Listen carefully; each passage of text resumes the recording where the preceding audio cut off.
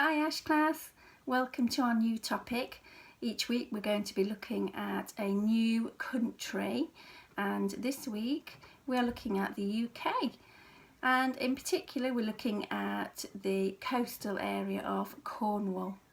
Now I know that a very special lady in our class has just got back from Cornwall, and I'm sure she's got lots to tell you about it. But we're going to enjoy today a story, and it's called Soggy the Bear, and it's written by Philip Moran and illustrated by Michael Foreman.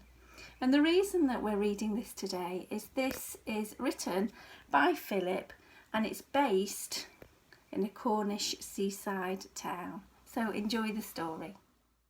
A little girl walked with her mother and father along Bamala's beach.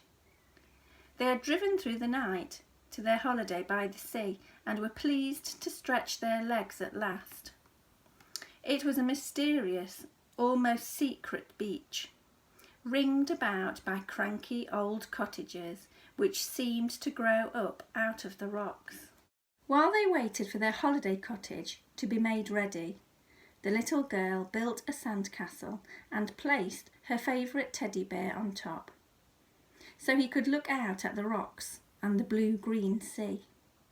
Suddenly her mother called, and the little girl and her father rushed up the steps to see the cottage in which they were to spend their holiday. The little bear was quite surprised that he had been left alone, but he was not really worried. He felt sure that they would come back for him soon, and anyway he felt rather important sitting on his sandcastle. He looked about him. At the end of the beach he saw rock pools warming in the sun.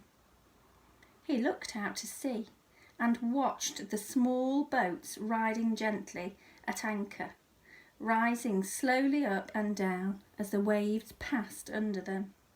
It was very peaceful. "This is the life," he thought. "I am the king on my very own castle." The sun warmed the little bear's face, but every now and then a puff of wind blew through his fur. He looked again at the sea. Now the boats were straining at their moorings as the wind freshened. There seemed to be more water between him and the boats, and the beach was smaller. There was still no sign of his family, and the waves were coming even closer to his castle as the tide came in. He could hear the swishing of the sea as it reached up the beach and retreated again, tumbling tiny pebbles over and over.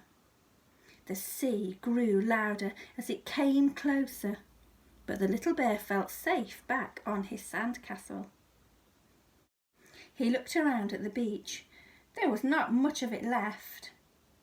He looked up at the old houses, but nobody looked back at him. Suddenly the waves were sweeping right up to his castle, swirling around the base and nibbling away at his fortress. Every wave took more of the sand beneath him, and slowly the castle began to crumble. He looked desperately up to the old houses.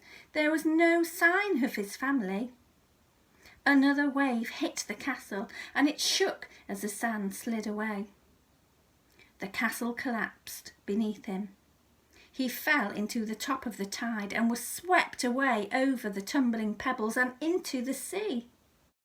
The little bear was not frightened at first. He thought he was swimming. It was a new and exciting experience. Soon he could swim to shore and find his family. The tide was now running very strongly out of the bay, and he was swept out past an island. Far above him he could see the men of Coast Watch at their lookout post, but they were not looking for little bears. Suddenly, as the water got very much deeper, the little bear began to be afraid. A cold wind was pushing him even further from the land. Looking around, he could see small boats fishing, but they did not see him. He saw the blue and silver fish darting under him as they went crazy, attacking the coloured feathers on the fishermen's hooks. Now the water was soaking into him and he felt very heavy. It was difficult to keep his face above the waves. He could hardly see the land now, just one strange rock sticking up that looked like a man's head. It was silent and ignored him. The little bear couldn't keep his head above the waves, and he looked down through the water. He was passing over an old wreck of a ship sunk long ago. The bear wondered what had happened to the people on that ship. Perhaps they had been saved. Who was going to save him? The land was far away, and the bear felt that he would not stay afloat very much longer. His heart began to beat very heavily, and he thought this must mean that soon he would sink and never be seen again.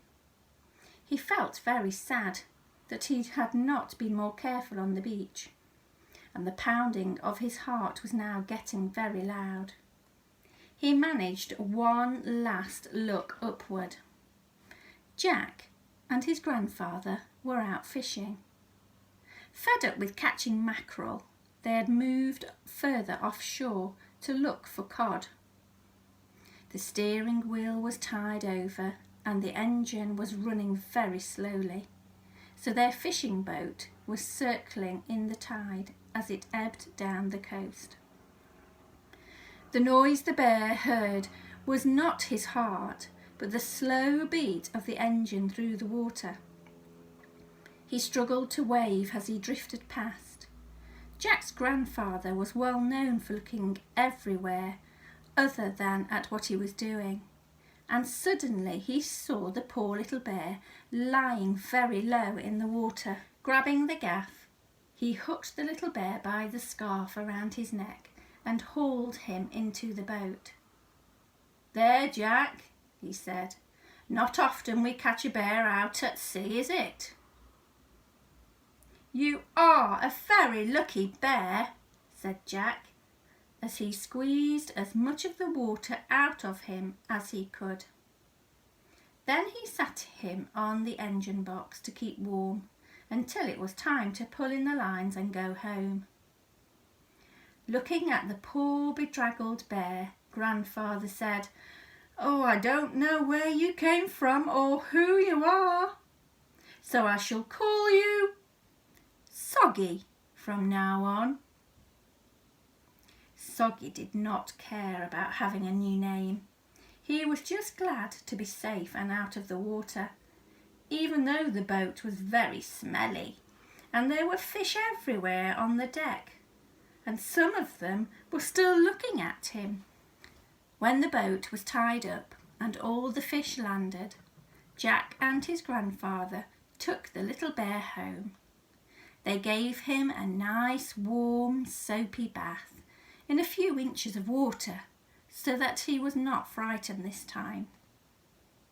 Then they pegged him up in the bathroom by his ears, which Soggy thought was a bit much, until he had dried right through. The old fisherman carried Soggy carefully up into his living room and placed him in the rescue chair with all the other little people and creatures he had found and helped over the years.